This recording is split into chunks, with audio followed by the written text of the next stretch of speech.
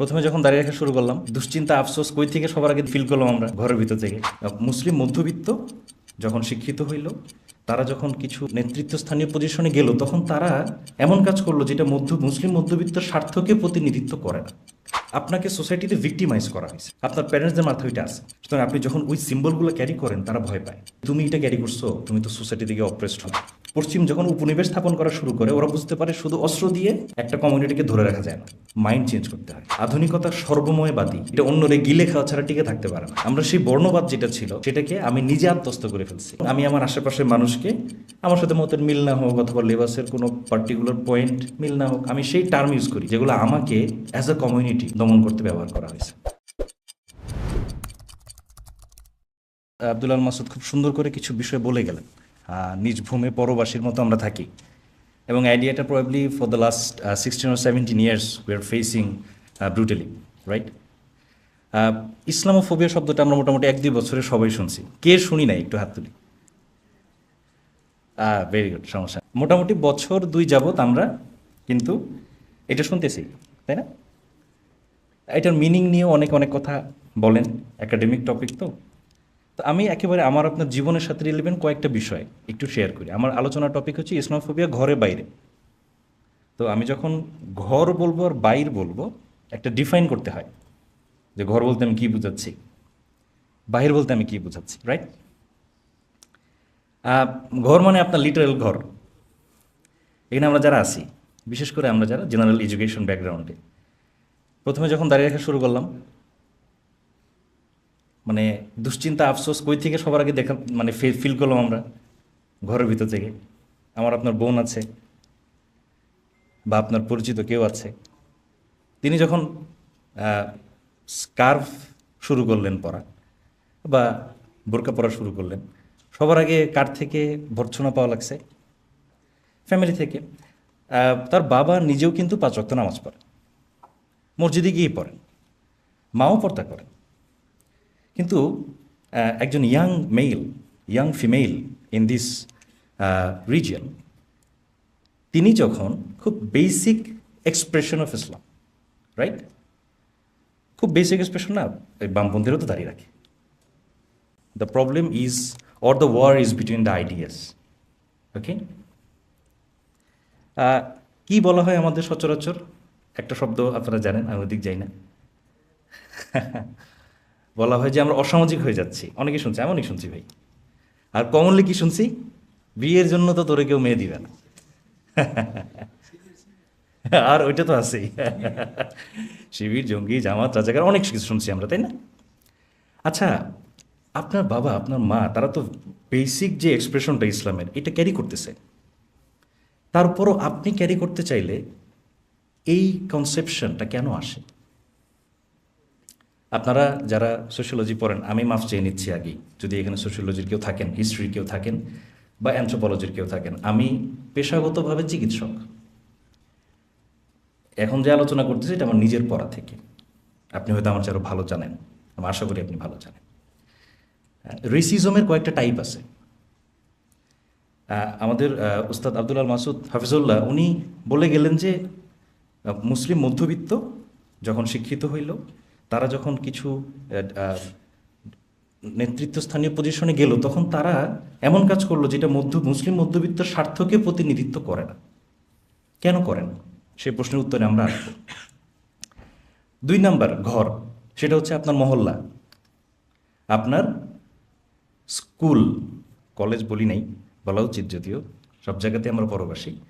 তো ভাই এখানে যারা আছেন, কত সংবাদ পাইছি না আমরা, স্কুলে বোরকা পড়ছে বলে আমাদের বোনকে হেনস্থা করা হয়েছে। সনাতনী নামধারী কেউ খুব নোংরা ছবির মেয়ের সাথেও তুলনা করছে, আমরা পড়ছি না? আমরা কষ্ট পাইছি, বুকে রক্তক্ষরণ হয়েছে, সমাধান পাইনি। দাড়ির কারণে কত ঝামেলা হয়েছে আমাদের স্কুলে। আমি মাফ চাই নটরডেমের যদি কেউ থাকেন, নটরডেমের মনোগ্রামে ক্রুশ আছে। কেউ সাম্প্রদায়িক বলছেন একবারও? বলছেন? সরস্বতী পুজো আমরা যারা সরকারি ইউনিভার্সিটিতে পড়ছি, মেডিকেল কলেজ যাই বলেন, আমি সরস্বতী পুজোয় যাই নাই দেখে আই ওয়াজ বিং সার্চড। ও আসে নাই কেন? ও কি শিবির করে? এটাকে আমরা কিন্তু কেউ সাম্প্রদায়িকতা বলি না, রাইট? প্রশ্ন হচ্ছে কেন বলি না? আপনার প্রতিষ্ঠানে আপনি ভিজিবলি জিনোফোবিয়ার শিকার, আপনাকে একটা অদ্ভুত বহিরাগত বলে ট্রিট করা হচ্ছে। ঢাকা ইউনিভার্সিটিতে বাংলা বিভাগ খুব প্রগতিশীল, দিল বোরকা নিষিদ্ধ করে। আরেক ডিপার্টমেন্টের টিচার ভাইবা নিতে গিয়ে বললো যে তুমি তো উগ্রবাদী, তুমি শোনো এত পর্দা করা লাগলে ইউনিভার্সিটিতে আসবা না, বাসায় বসে থাকো। এই কথা আমাদের ফ্যামিলি থেকে অনেকে বলে, যদিও টিচারের দোষ কি আর দিব। এই যে কিছুদিন আগে আমরা একটা অদ্ভুত নজিরবিহীন অভ্যুত্থান দেখলাম বাংলাদেশে। আমি কৃতজ্ঞতা ভরে স্মরণ করি যারা জীবনের মায়া না করে এরকম বর্বর একটা শক্তির বিরুদ্ধে দাঁড়িয়ে গিয়েছেন। অজস্র আমাদের মাদ্রাসার ভাইরা, ছাত্ররা, জেনারেল এডুকেশনের ছাত্ররা, কেউ জীবনে পরোয়া করেন নাই। তো এই অদ্ভুত ইভেন 4 তারিখ রাতেও উই ওয়ার নট স্যাঙ্গুইন যে there is something is going to happen. We were in fear that we are going to get another Shapla. I was in fear. Internet বন্ধ হয়ে গেল, চালু হয়েছিল আবার বন্ধ হয়ে গেল, নানা জায়গা থেকে সংবাদ পাচ্ছি। আমি ভয় পাচ্ছিলাম যে another Shapla is actually going to take place. Now this time the Shapla is whole Dhaka in a massive scale. তো শিল্পকলা একাডেমির প্রধান, খুব আলোচনা হইল কথাটা নিয়ে। উনি কি বললেন? জামাতকে বললেন যে আসো ডায়লগ করি। সেকুলারিজমের ডায়লগ বড় অদ্ভুত। আসো ডায়লগ করি। কি ডায়লগ? 2024-এ এসে মেয়েদেরকে বোরকা কেন পরতে হবে? মানে বোরকা পরে এত অফেন্সিভ একটা কাজ যে এইটার জন্য আরেকজনকে এসে কৈফিয়ত দেওয়া লাগবে যে এই জন্য বোরকা পরা লাগে। আমি একটা পোস্ট দিয়েছিলাম ফেসবুকে তখন। আপনি দেখবেন বামপন্থীরা সিঁদুর বা শাখা এটাকে পুরুষতান্ত্রিকতার চিহ্ন বলে টুকটাক লেখালেখি করছে। বেশি লেখালেখি করতে পারে না, আবার ওই যে সাম্প্রদায়িক ট্যাগ খেয়ে যায়, এই জন্য ভয় লাগে তো ওদের, তাই না? ওরা ট্যাগ দিয়ে অভ্যস্ত, খেয়ে তো অভ্যস্ত না। তো উনি যদি বলতো, কোনো একটা ঐক্য পরিষদের নেতাকে ডাকলো বা কোনো মহাজোটের নেতাকে ডাকলেন, বললেন 2024-এ এসেও কেন একজন নারীকে সিঁদুরের শাখা পড়তে হবে? এটা তো পুরুষতান্ত্রিকতার চিহ্ন। কি অবস্থা হইতো দেশে? উনাটাও যাইতো, নজরুল সাহেবও যাইতো।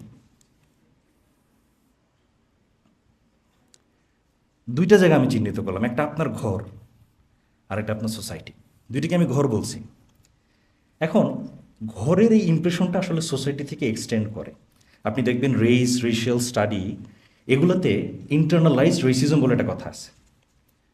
ধরেন আপনাকে সোসাইটিতে ভিক্টিমাইজ করা হয়েছে, আপনার প্যারেন্টসদের মাথায় ওইটা আছে, সুতরাং আপনি যখন ওই সিম্বলগুলো ক্যারি করেন তারা ভয় পায় যে তুমি এটা ক্যারি করছো, তুমি তো সোসাইটি থেকে অপ্রেসড হবা।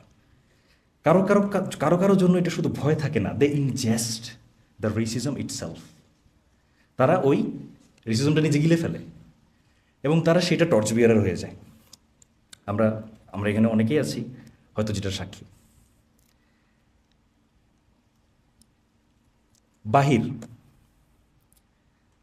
বাহিরেরও দুইটা জায়গা আছে, একটা হচ্ছে রাষ্ট্র। উস্তাদ আবদুল্লাহ মাসুদ বলতেছিলেন বাঙালি, তাই না? আমার পরবর্তীতে আসিফ ভাই উনিও এই বিষয়ে আপনার সাথে বিস্তারিত বলবেন, আমি বিস্তারিত যাব না। তুমি কে আমি কে, আমি এই গতকাল উত্তরা দিয়ে আসতেছিলাম, তখন আপনারা দেখবেন ওখানে একটা ঈদগাহ মাঠ আছে। উত্তরা, এটা আমার সেক্টর মনে থাকে না, যেটাই হোক, রাজলক্ষ্মীর দিকে যাইতে একটা ঈদগাহ মাঠ আছে, ওখানে কাবাবের একটা দোকান আছে। এর আগে এই প্রথম আমি পেন্টিংটা দেখলাম, দেয়াল লিখন, তুমি কে আমি কে, রাজাকার লিখে কাটছে, কেটে বাঙালি লিখছে। And I was saying fascism is actually coming back.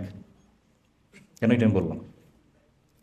দেখেন, বাঙালি যখন নিজেকে কল্পনা করছে, কীভাবে কল্পনা করছে এইটা বোঝার জন্য আমাদের একটু পিছে ফিরতে হবে।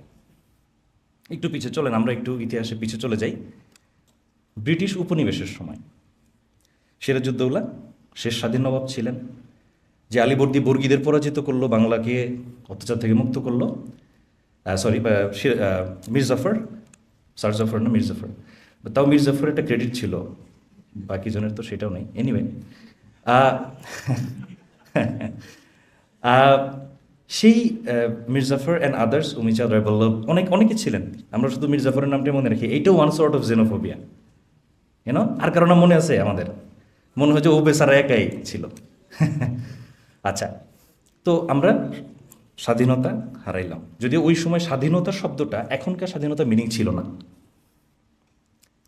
উপনিবেশ তৈরি হইল, তো স্বাভাবিকভাবে আপনার ঘর থেকে আমি সম্পদ ছিনাই নিছি, আপনাকে ঘর থেকে বের করে দিছি, আপনি আন্দোলন করবেন না? আপনি বলবেন এই ঘর আমার ঘর ফিরে দাও।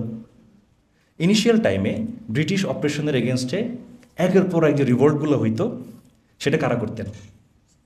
মুসলিমরা, কৃষকরা পর্যন্ত করছেন। তিতুমির কৃষকদের নিয়ে আন্দোলন করছেন, হিন্দু কৃষকও ছিল। তারা এটাকে বললো ওয়াহাবি আন্দোলন। দেখেন, রেসিজমটা কমন, ট্যাগটা ডিফারেন্ট। রেসিজমটা কমন, কিন্তু ট্যাগ আপনি দিচ্ছেন ডিফারেন্ট। আমেরিকাতে নিগ্রোরা যখন অ্যাসিমিলেট হচ্ছে, কারণ আমেরিকাতে নিগ্রোরা আসছে দাস হিসেবে, অ্যাসিমিলেট হচ্ছে, তখন তাদের এগেনস্টে সাদাদের কি শুরু হইল? দুশ্চিন্তা শুরু হইল। এখনও আছে এটা। তো তারা কি করলো? ওই সময় ছিনতাই হইতো। আপনারা বইপত্র পড়লে দেখবেন মাগার বলতো, ব্ল্যাক মাগার। তো এখন যেমন মুসলমান কেউ ভিজিবল হইলেই জামাত, রাজাকার, জঙ্গি বলে দেয়, তখন তাদের মাগার বলা হইতো, ব্ল্যাক মাগার, যে কালো দেখলেই সে মাগার, ছিনতাইকারী। স্টেটের অ্যাপারেটাস ওদেরকে যেখানে পাইতো ধরে নিয়ে যাইতো। তো একের পর এক রিভোল্ট হচ্ছে ব্রিটিশ রাজের বিরুদ্ধে। তখন ব্রিটিশরা কারা টেনে নিবে? হিন্দু এলিট ক্লাস, তাদের টেনে নিল। তো তারা কয়েকটা কাজ করছে মুসলমানদের উৎখাত করতে।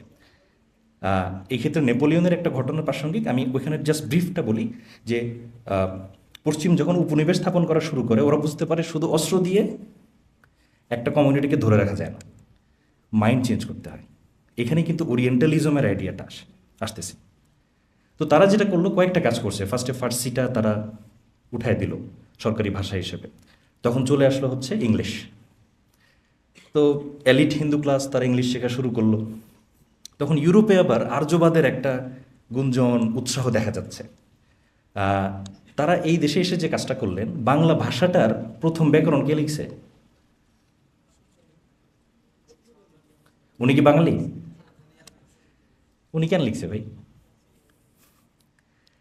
আপনি শত্রুকে কন্ট্রোল করতে হলে আপনার শত্রুর ভাষা জানতে হবে। Control for control. তো উনি তখন কি করলো, বাংলার যেটা নর্মাল ফ্লো কয়েকটা শতাব্দী ধরে ডেভেলপ করছে সুলতানি আমল থেকে নিয়ে, হিন্দু মুসলমান সবাই সে আরবি ফার্সি মিক্সড, মানে কলিকুয়াল বাংলায় কথা বলতো। এলিটরা আবার একটু ভিন্ন বাংলায় বলতো। তারা এটাকে চেঞ্জ করা শুরু করে। তাহলে একে তো কী করলো, ফার্সি বের করে দিল, ল্যাঙ্গুয়েজ চেঞ্জ করলো। এখন ল্যাঙ্গুয়েজ খুব স্ট্রং একটা জিনিস। আপনি যে ভাষায় কথা বলেন সেই ভাষায় আপনার মনন গড়ে ওঠে, রাইট? চিরস্থায়ী বন্দোবস্ত করে একদম গরিব করে ফেললো। পরবর্তীতে যেটা হইলো, বেঙ্গল রেনেসা নামের একটা মুভমেন্টের সূচনা হলো। ওস্তাদ নিজে বলে গেছেন বেঙ্গল রেনেসা কী জিনিস ভাই? রেনেসা মানে প্রথম আলো, তাই না? কেউ কেউ বাকশালের আলো বলেন, ভুল না ঐতিহাসিকভাবে। তো এই প্রথম আলোটা কীভাবে আসলো? ইংরেজরা যখন আসছে তারা দেখলো এই ইতিহাস আমার গড়তে হবে। ওরা কি বলে, ডাজন্ট ম্যাটার, আমার শাসন ক্ষমতা চালানোর জন্য কি করতে হবে? একটা হিস্ট্রি দাঁড় করাইতে হবে, জ্ঞান কাণ্ড। ওরিয়েন্টালিজম যে বলে, একটা জ্ঞান কাণ্ড খাড়া করাইতে হবে। তারা ভারতবর্ষের ইতিহাসে 3 ভাগ করলো, হিন্দু যুগ, মুসলিম যুগ, ব্রিটিশ যুগ। হিন্দু যুগ হচ্ছে ঐতিহ্যের যুগ, খালি ঐতিহ্যর ঐতিহ্য। মুসলিম যুগ হচ্ছে আক্রমণের যুগ, সবাই সে ভেঙে চুরে ওরা নিয়ে গেছে। ব্রিটিশ যুগ হলো উদ্ধারের যুগ আর আলোর যুগ। আপনি দেখবেন হাউ ফ্যাসিজম ওয়ার্কস নামে একটা বই আছে, সম্ভবত মার্কিন একজন প্রফেসরের লেখা, আমার নামটা এক্স্যাক্টলি খেয়াল নাই, পড়তেছিলাম বইটা ওই দিন। তো উনি 10টা ক্যাটাগরি করছে, মানে ফ্যাসিজম ডেভেলপ করার পিছিয়ে 10টা পয়েন্ট উনি খুঁজে বের করছে। এর মধ্যে 1 নম্বর ছিল the idea of a mythical past, অতীত হারানো ঐতিহ্য, গৌরব। এই কল্পনাটা তৈরি করা হইলো। অথচ ব্রিটিশরা ভারতে আসার আগে ভারত বলে কোনো কনসেপ্টই ছিল না। ব্রিটিশরা ইন্ডিয়াতে এসে ইন্ডিয়া বলে কনসেপ্টটা আবিষ্কার করছে তার কন্ট্রোলের জন্য। সেই বয়ানটা বাঙালিরা নিল, তারা বলল যে না। এবং আচ্ছা বলেন তো ভাই, এখানে যারা আছেন, দ্বিজাতি তত্ত্ব কার দেওয়া? নেহেরু, সাভারকার, 2টা উত্তর আসছে। তার মানে আমাদের জিন্না, গুড। গুড, মোটামুটি ভেরি গুড, মানে আপনারা টুকটাক পড়ার মধ্যে আছেন, এটা একটা গুড সাইন। মজার বিষয় হলো জিন্নার 50 বছর আগে দ্বিজাতি দত্ত যিনি বলে গেছেন হি ওয়াজ রাজনারায়ণ বসু অ্যান্ড নবগোপাল মিত্রা ফ্রম হিন্দু মেলা, এটা আমরা জানতাম না কেউ। এই আইডিয়াটা কেন আসলো? যে ব্রিটিশরাই তো ভাগ করে গেছে, তো ওই যে হিন্দু এদের মুসলমান, আমরা ব্রিটিশ, ওইটাকে অ্যাডাপ্ট করলো, ওই আলো গ্রহণ করলো কিসে? সে বললে ভাগ করলো যে এইটা হচ্ছে হিন্দু আর মুসলিম আলাদা জাতি। তারপর অনেকে বলছেন সাভারকার, হ্যাঁ উনিও ডেভেলপমেন্টে কাজ করছেন। জিন্না হচ্ছে শেষে ওইটাকে অ্যাডপ্ট করছেন, কারণ উনি দেখলেন যে কোনোভাবেই আর ওদের সাথে নেগোশিয়েট করা যাচ্ছে না। বিমলানন্দ শাসমল কংগ্রেসের এক নেতার ছেলে, ওনার একটা বই আছে how India goat divided, Bharat কীভাবে ভাগ হলো।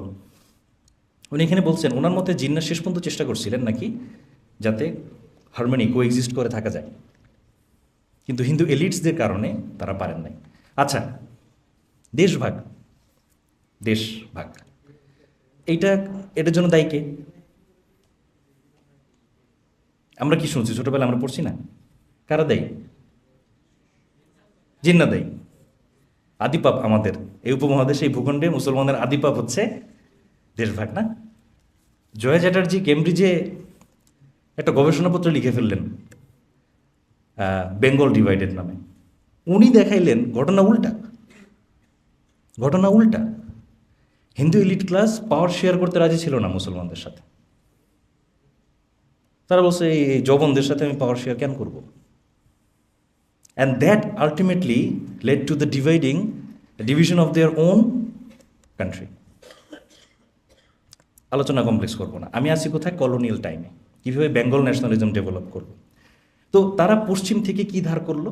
জাতির আইডিয়া ধার করলো, জ্ঞান বিজ্ঞান কিছু নিল, একই সাথে রেসিজমটাও নিয়ে নিল, যেটা আগেরই ঐতিহ্য। চতুর্বর্ণের প্রথা তো এই উপমহাদেশে বহুত আগে থেকে ছিল। তারপর মিক্স করে প্রথম আলো তৈরি হয়ে গেল। আচ্ছা, এই আলো যে তৈরি করলো কার সংস্কৃতি নিয়ে ভাই? তৈরি করছে কারা? হিন্দু এলিট। ওই হিন্দু এলিটের সংস্কৃতিতেই বাংলার প্রথম আলো তৈরি হইল। ওই আলোতে দলিতের কোনো জায়গা নাই, খ্রিস্টানেরও জায়গা নেই, মুসলমানের জায়গা তো নাই। উল্টা মুসলমান হলো এনিমি, ও বেটা আমাকে 600 বছর কোপাইছে খালি। এই মিথ তারা বিশ্বাস করলো। তো এইভাবে বেঙ্গল একটা আইডেন্টিটি তৈরি হইল। তারপর যখন পাওয়ার শেয়ারের সমস্যা তৈরি হইল, হিন্দু এলিট ক্লাস জমিদাররা তারা কি করলো? বিভিন্ন বিপ্লববাদী লোকজনকে প্যাট্রোনাইজ করা শুরু করলো। আপনি ভাবতেছেন বিপ্লবটা নিশ্চয়ই সেকুলারিজমে হয়েছে, মটোটা ছিল সেকুলার। অরবিন্দ ঘোষ উনি নিজেই বলছেন, একজন বিপ্লববাদী কর্মী ছিলেন। ওনার কথা ছিল এইটাতে মোটিভেশন ছিল মা কালী, তাদের ভাষ্যে। অর্থাৎ যারা ব্রিটিশ বিরোধী রেভলিউশনে কাজ করছেন হিন্দু ক্লাস থেকে, তাদের অন্তরে ছিল হিন্দু রিভাইভালিজম। অথচ আপনি ক্ষুদিরামকে প্রশংসা করেন, রিফাত রশিদের গালি দেন। রিফাত রশিদ তো বলছে আমি কালেমা পড়ছি, আমার ভয় নাই। আপনার খারাপ লাগে শুনতে। এই ক্ষুদিরাম যে বললেন আমি গীতা পড়ছি, আমার ভয় নেই, তাকে আপনি ইয়ার্কি করে বিপ্লবী বানায় দেন। তো এই যে আইডিয়াটা তৈরি হইল কলোনিয়াল টাইমে, দ্যাট ওয়াজ অ্যান এক্সক্লুশনারি আইডিয়া। তাহলে এই আইডিয়াতে অপর কে ছিল? আপনি, আমার সংস্কৃতি মুসলমান, আমরা ইন্ট্রুডার, বলে না ঘুষ ব্যাটে, বাইরে থেকে এসে চৈরা বসছে। আচ্ছা, তাহলে এখন আসেন, এই আলোটা কাদের থেকে নিছে? পশ্চিম থেকে নিছে না? আলোটা তো আমদানি করা নাকি? এখন বলবেন না এই ইউরোপ পশ্চিমের আলো হইলে হবে না, আলোটা বাংলার আলো হইতে হবে। আপনি ইসলাম আরব ইরানের হইলে হবে না, বাংলার হইতে হবে বললে খুব পশ কথাটা, বহুত খুব। কিন্তু আলো পশ্চিম থেকে নিবেন না বললে এবার একটা প্রবলেম আছে। তো এখানে মজার ব্যাপার আছে। আপনারা ওই ব্রিটিশ কলোনির সময় এখানে প্রশাসনিক কর্মকর্তা ছিলেন জন স্টুয়ার্ট মিলের বাবা, জেমস মিল। সেই হিস্ট্রি লিখল। জন স্টুয়ার্ট মিল এসে লিবারেলিজমের মোটামুটি ফাউন্ডিং ফাদারদের একজন। লং স্টোরি শর্ট, পশ্চিমে যে গণতন্ত্র, মানবতাবাদ, সেকুলারিজম ডেভেলপ করলো, তারা মানুষকে কতগুলো বর্গে ভাগ করছে। একটা হইল সভ্য, আরেকটা অসভ্য, বর্বর। তারা বলল একটা সেকুলার আর একটা ধর্ম, এই ক্যাটাগরিগুলো করে তারা মানুষকে শুরুতেই ভাগ করছে। এখন স্বাভাবিক ভাই, আপনার বাসায় ধরেন আপনি অবস্থাপন্ন মানুষ, আপনার বাসায় একজন সাহায্যকারী কাজের লোক আছে, আপনি কি তারে আপনার মেয়ে যে কাপড় পরে সেটা পরান? আমি বলতেছি না এটা রেসিজম, এটা আমি বলতেছি না, বাট তখন ওরা বললো আমি তো সভ্য, তো বর্বর, তাহলে বর্বরের কাছে আপনি আলো নেবেন না? ও কি সারা জীবন এই অন্ধকারে রয়ে যাবে? এটাকে বলা হইল হোয়াইট ম্যানস বার্ডেন। তো তারা তখন এই নিজের কাঁধে মানুষকে সভ্য করার দায়িত্ব তুলে নিছে। কেমনে? নিজ দেশে কালো ব্ল্যাক যারা ছিল তাদেরকে দাস বানায়, বাইরের দেশে উপনিবেশ স্থাপন করে এবং সেখানে লুটপাট করে। এলিজাবেথ অ্যাঙ্কার প্রফেসর, ওনার একটা বই আছে আগলি ফ্রিডম, উনি এখানে স্বাধীনতার এই কদর্য রূপটা দেখাইতেছিলেন, যে স্বাধীনতা তার জন্ম থেকে একটা বৈপরীত্য নিয়ে তৈরি হয়েছে। যে মানুষগুলো স্বাধীনতার কথা বলে ওরা আসলে শ্বেত বা সাদাদের স্বাধীনতার কথা বলতো, আর ওই স্বাধীনতার কথা বলে তারা কালোদের দমন করতো নিজের দেশে, আর বাইরের দেশে গিয়া কলোনিয়ালিজম এস্টাবলিশ করছে। এই জায়গাতে আমি আলোচনা খেয়ে হারাইতে দিচ্ছি না। আমরা কইছিলাম, আমরা বলতেছিলাম ইসলামোফোবিয়া বাইরে থেকে আসলো কেমনে। একটা আমরা পাইছি, আমাদের রাষ্ট্রীয় কাঠামো বাঙালি পরিচয়, সেটা যখন ফর্ম হয়েছে তারা যে কালচারাল আইডেন্টিটি নিছে সেটা ছিল হিন্দুর, এলিট হিন্দুর আইডেন্টিটি, অ্যান্ড মুসলমান ছিল আদারওয়াইজড, অপর। আমরা এখন আসতেছি আমেরিকান রেভলিউশনে। আমেরিকান বিপ্লব হইল, তারা আমেরিকার জাতি ধারণা গঠন করলো। আচ্ছা, রাষ্ট্রের একটা অবয়ব থাকে না, সুরত, ওই যে ভাবমূর্তি বলে আর কি, শুনছি না? এই সুরত আপনাকে বলে আপনি কি আর আপনি কি নন, রাইট? সুরত তো এরকম, চেহারার উদ্দেশ্য তো এইটাই যে অমুক ব্যক্তি সে, অমুকজন সে নয়। তো আমেরিকা তার নিজের সুরতটা হাজির করলো তুর্কিদের ডেসপটিজমের বিপরীতে। এই শব্দটা আবার ফ্রেঞ্চ ফিলোসফারের দিকে চলে যায়, মন্টেস্কিউ। আমি আলোচনা আরও লম্বা ছোট করে দিচ্ছি। মন্টেস্কিউ উনি বলতেন যে আসলে ক্রিশ্চিয়ানিটি এই অ্যাডপ্ট করে নিছে সময়ের সাথে, ইভলভ করাটা, কিন্তু ইসলাম ওর মিডল ইস্টার্ন রিলিজিয়নগুলো এটা থেমে গেছে, ওরা অ্যাডপ্ট করে নিতে পারে নাই, ওরা স্থবির। খালি খ্রিস্ট ধর্মটা আলটিমেটলি অ্যাডপ্ট করে শেষমেশ আপনাকে অনেকগুলো আলো উপহার দিছে। আজকে আমরা কিন্তু আলাপ করতেছি ওই আলোর নিচে যে অন্ধকার থাকে সেটা নিয়ে আর কি। তো তারা আমেরিকা তার নিজের অবয়ব তৈরি করলো তুর্কিদের বিপরীতে, কারণ তুর্কিরা তখন উসমানী খিলাফতের পরিচালক ছিলেন। তাহলে চিন্তা করেন তো, আপনি কি জানেন বাংলাদেশে যে মুক্তিযুদ্ধের স্বাধীনতাপত্র কে লিখছে? সুব্রত রায় চৌধুরী। কোন বই থেকে লিখছে? মার্কিন কনস্টিটিউশন দেখি, জেনেসিস অফ বাংলাদেশ বইতে উনি এটা উল্লেখ করছে। তাহলে মার্কিনদের কাছে জাতি ধারণায় অপরকে, তুর্কি মানে মুসলমান। ভাই, একে তো বাঙালিতে আপনি অপর ছিলেনই, এখন আবার মার্কিনটাই না আপনার ডাবল অপর করে ফেলছে। এই দুইটা ধারা আমাদের সময়ে সবচেয়ে ভালোভাবে মিলছে শাহবাগে এসে, একেবারে ভাই সোনায় সোহাগা বলে না, সেভাবে মিলে গেছে। কারণ তখন আমেরিকা কমিউনিজমরে হারাইলো, রাশিয়া ভেঙে খান খান হয়ে গেল, আর বা আমরা সব মস্কো, পিকিং, নানা উপদল উপদল ভাগ হয়ে তখন চুরমার। তারপর আমেরিকার কাছে চ্যালেঞ্জ হয়ে দাঁড়াইল কে? ইসলাম। তো সে তখন 90-এর দশক থেকে কিন্তু সে গালফ ওয়ারে ইনভলভ ছিল। এর আগে থেকে তো ইসরায়েলের ওয়ার ক্রাইম সে কন্টিনিউয়াস সাপোর্ট করে যাচ্ছিল। তারপরে 9/11, one of the most memorable event in the last 50 years, the last century. এর পরবর্তীতে আউটকাম কি হইল? সে ওয়ার অন টেররটাকে তার গ্লোবাল এজেন্ডা হিসেবে গ্রহণ করল। ওয়ার অন টেরর মানে কি ভাই বলেন তো কেউ একজন? আমি শিক্ষক মানুষ, তো এই প্রশ্ন করার বদ অভ্যাস আমার আছে।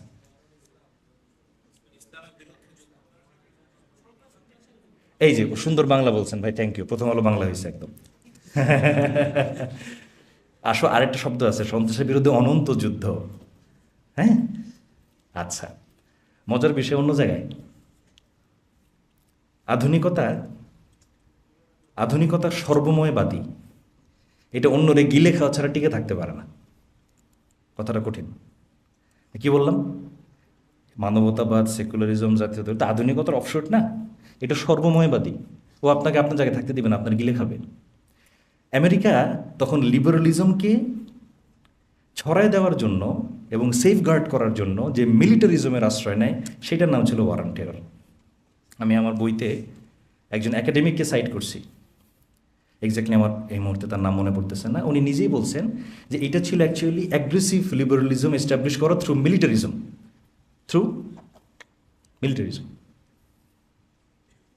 তো এটা চলতেছে কিন্তু worldwide, right? In the meantime কী হইল?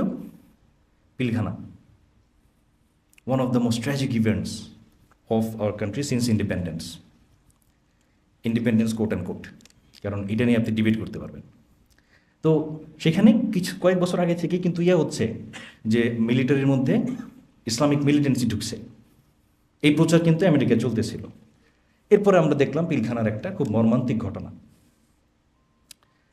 তার ঠিক পরে আমরা ইন দ্য মিন টাইম ব্লগস্ফিয়ার, আমরা যারা 90s কিড, আমরা তখন ব্লগের উত্থান দেখলাম। আমি আমার বইতে মেনশন করছি যে এই যে নিউ এথিজম, মুক্ত চিন্তা, বিজ্ঞান মনস্কতা, that was the cultural project of war on terror. খুব শান্তির বয়ান শোনায় না ওই মুক্ত চিন্তক যারা রয়েছেন? You will find references, plenty of references here. They were ardent supporters of military intervention. তারা সামরিক হামলার অত্যন্ত শক্ত সমর্থক ছিলেন। তো সামরিক হামলা নিশ্চয়ই শান্তি নাকি? প্রচণ্ড শান্তি হামলাতে। তো এরপর কি হইল? 2012 আসলো, কিছু ফেনোমেনা, আমি ডিটেল পলিটিক্যাল অ্যানালিসিস যাব না। 13 আসলো। 13তে কি হইল? 1-11 এর মধ্যে হয়ে গেছে। তো 13তে বাঙালি যে আবার সেই জাতীয়তাবাদ, সে গ্লোবাল একটা ফোর্স পাইল এটাকে মুসলিমদের এগেনস্টে ইউজ করার। এটা স্কেপগোট কে হইল? আমার আপনার ভাইয়েরা, বলির পাঠা বলে না, আমার আপনার ভাইয়েরা। আমরা অনেকে জানি। এখন অনেকে বলে না মব জাস্টিস ভালো না। 2013 আন্দোলন কী ছিল ভাই? আদালত থেকে তো রায় দিয়ে দিয়েছিল। এরপরে যা হয়েছে ওটা তো মব জাস্টিস ছিল। তো সেই জায়গায় এসে মিলিত হয় আমেরিকার ওয়ার অন টেরর প্রজেক্ট আর বাঙালির যে চেহারা তৈরির রাজনীতি। সেখানে আপনি কে? We are outsider. তারা তখন একটা ওয়েপন পায় এটাকে কি করার, এক্সিকিউট করার। এবং আমাদের বাংলাদেশের ইতিহাসে অন্যতম বেদনাদায়ক ঘটনার সাক্ষী আমরা হয়তো অনেকে হয়েছি।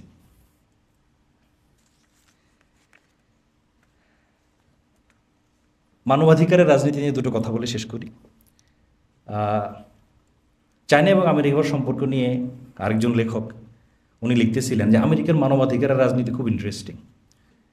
যখন তারা দেখে যে পার্টিকুলার কাউকে সাপোর্ট করলে তার লাভ, সেই সাপোর্টার জেনোসাইড করতেছে, মানুষ মারতেছে না কি করতেছে, এটাও তেমন একটা আমলে নেয় না।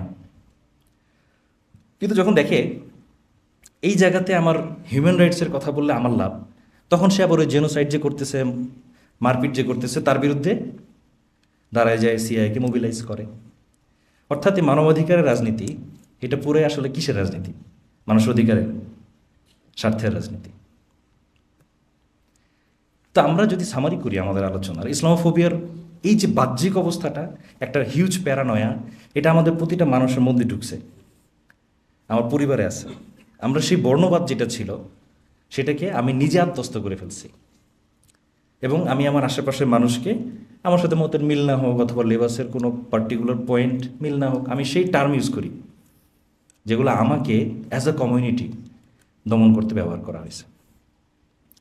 আমি আগে বলছি বাঙালির জাতীয়তাবাদী চেতনা এবং বৈশ্বিক যে লিবারাল ওয়ার্ল্ড অর্ডার, এই দুইটা মিলে যে জায়গাটা দাঁড়াইছে সেটাই শাহবাগ। এবং আপনি যদি এখন বসে থাকি, আমরা আমাদের জায়গা থেকে দাওয়ার কাজ না চালায় যাই, এরকম শাহবাগ আরও বাংলাদেশে 50টা হবে। আমরা অ্যাকচুয়ালি এখন প্যারোলে আছি না, শ্বাস নিতে পারতেছি, কথা বলতে পারতেছি। হ্যাঁ, আচ্ছা চিন্তা করেন তো, শেষ করে দিচ্ছি।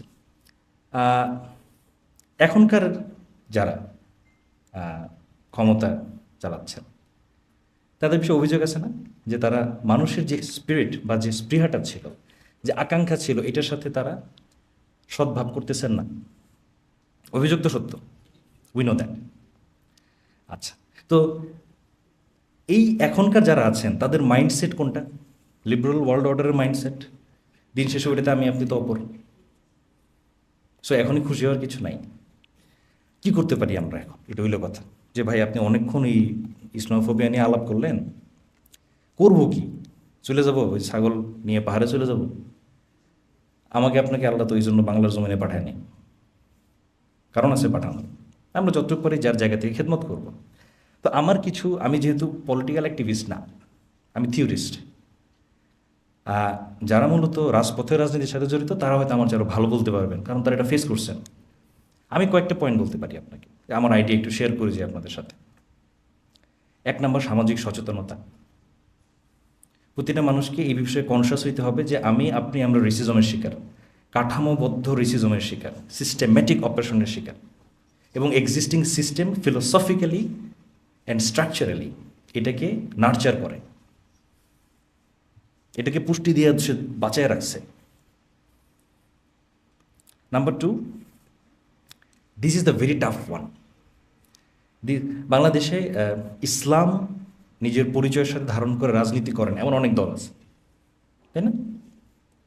বাট সবচেয়ে টাফ যেটা, সেটা হইল ইসলাম অ্যান্ড মুসলিম ফার্স্ট, এই নীতিতে সবাই এক হওয়া। এটা বলতে আমি কি বোঝাচ্ছি? এর মানে হচ্ছে অ্যাজ আ কমিউনিটি মুসলিমদের যেটাতে ভালো হয় সেইটা হবে আমার দলের মোটো। কোনো মুসলিম ভাই অন্যায্যভাবে মামলা খেয়ে জেলে গেলে আমার মোটো হবে তাকে লিগ্যাল সাপোর্ট দেওয়া, কমপ্লিটলি আমার ফান্ডিং দিয়ে তাকে ছাড়ায় নেওয়া। এরকম 10টা কেস করেন, 11 নম্বর মামলা দিতে গিয়ে পুলিশ 3বার ভাববে। এটা আমাদের জন্য খুবই কঠিন। রাজনৈতিক ঐক্য যদি আমরা করতে চাই, আমি আগে বলতেছি আমি পলিটিশিয়ান না, আমি থিওরিস্ট, বাট আমার মনে হয়েছে ইসলাম অ্যান্ড মুসলিম ফার্স্ট এইটা যদি আপনি আগে রাখেন, তাহলে এখনকার পরিবর্তিত পরিস্থিতিতে কিছুটা হইলেও হয়তো পিঠ বাঁচতে পারে, আল্লাহু আলাম। Strong legal and social support, strong legal and social support, এটা খুব দরকার, খুব দরকার। বিশেষ করে যারা নন মুসলিম হন তারা অত্যন্ত প্রেশার ফিল করেন, কারণ তারা কোনো সোশ্যাল সাপোর্ট পান না। পাইলেও সেটা কপাল ভালো কোনো একটা সংস্থার সাথে যুক্ত হয়েছেন তারপরে পান। So we need strong legal and social support, as well as যেটা খুব দরকার, national and international lobbying group. এটা খুব দরকার। আপনারা হয়তো জানেন যে সিলিকন ভ্যালিতে কিন্তু হিন্দুত্বা এর যে আপরাইজিং, এটা নিয়ে ইন্ডিয়ান যারা থিঙ্কার আছেন তারাই কিন্তু জানানোর চেষ্টা করছে যে এটা আপনি ধরেন, যদিও ওটা লাভ হয়তো হয় নাই, কেউ কেউ বলতেছেন। But we need pressure group, national and international pressure group. কারণ যারা আছেন আপনার মসনদে, তারা যদি তার চেয়ারের ব্যাপারে থ্রেটেন ফিল না করে, তাহলে আপনাকে আমলে নেবে না, সে কখনই আমলে নেবে না। চিল্লাক সমস্যা নেই, 3 দিন গান গাবে, 4 নম্বর দিন কাওয়ালি গাবে, 5 নম্বর দিন ডিপ্রেসডে চলে যাবে, সমস্যা নেই। So we need national and international lobbying group. তবে কোনোটাই এগুলো কি আমাদের বিজয় দিবে কিনা? সালাহউদ্দিন আল্লাহ ইউবি রাহিমাহুল্লাহ, উনি রাত্রেবেলা কী করতেন? সৈনিকদের যে তাবু, ওখানে গিয়ে কী করতেন? ওঠো, সালাত পড়ো, বিজয় আল্লাহ দিবেন। আমার যত মনে পড়ে, আমি তো আসলে অত মনে রাখতে পারি না, ওমর রাদিয়াল্লাহু আনহুর ঘটনা। উনি যুদ্ধের রাতেও কি ভুলতেন না? সুবহানাল্লাহ, আলহামদুলিল্লাহ, আল্লাহু আকবার, এই জিকিরগুলো উনি যুদ্ধের রাতেও ভুলতেন না। আমি আপনি তো একটু টেনশনে পড়লেই ভুলে যাই। সর্বোপরি দোয়া, আমল, দাওয়াত এবং জানমালের কোরবানি সব কিছু মিলে যদি আমরা পারি, হয়তোবা এই 56,000 বর্গমাইলের কারাগার থেকে একদিন মুক্ত বাতাসে শ্বাস নিতে পারবো, সেই কামনা মনে রেখে আপনাদের থেকে বিদায় নিচ্ছি। আসসালামু আলাইকুম।